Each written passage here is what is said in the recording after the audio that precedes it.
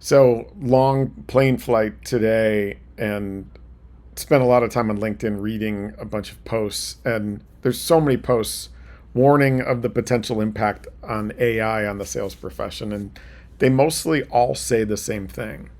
Actually, they mostly all say the same thing every time. If you look throughout history, there's either been a significant shift in the world of business or a significant shift in the economy on the downside.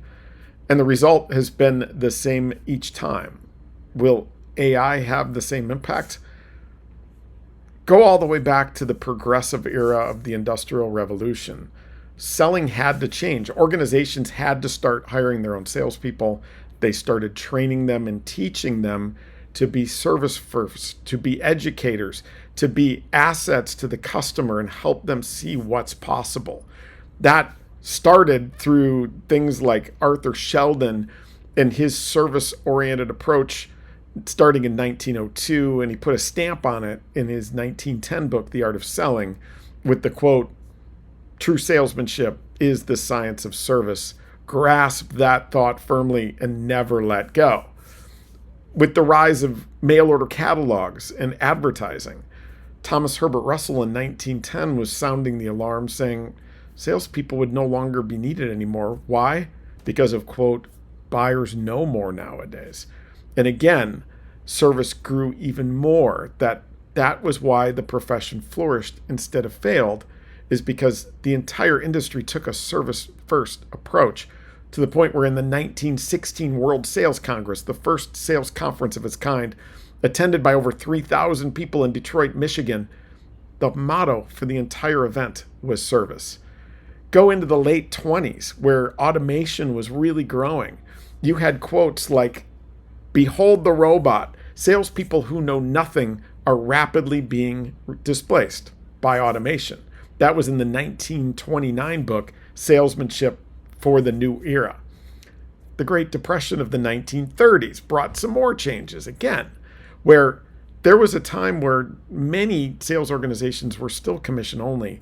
That by 1945 had dropped to 25%. And of those, 1/3 had said they planned to get rid of commission only altogether.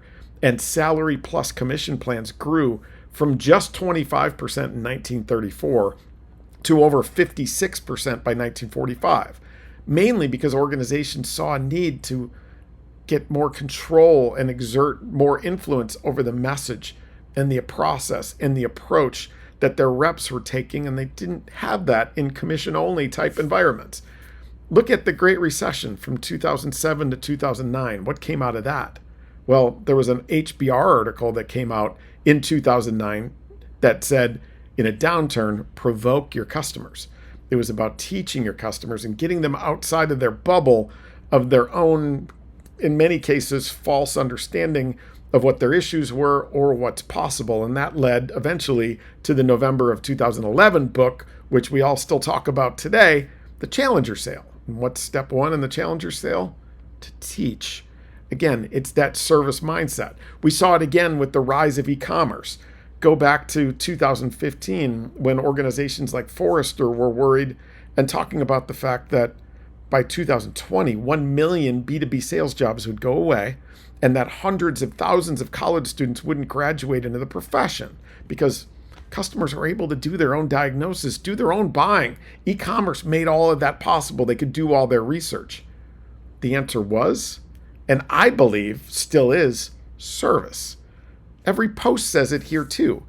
Our role is to educate the pros, the cons of a solution, to help the buyer see what's possible, to be their guide, to navigate to successful outcomes for the customers. And menial tasks are really not valuable. They've never been valuable, and AI exposes that even more. Service is valuable. I think it's a good thing for our profession. It's a good thing for the customers. It's a good thing for the overall economy. And at its core, transparency wins. Be an advocate for the customers, and you'll always have a role.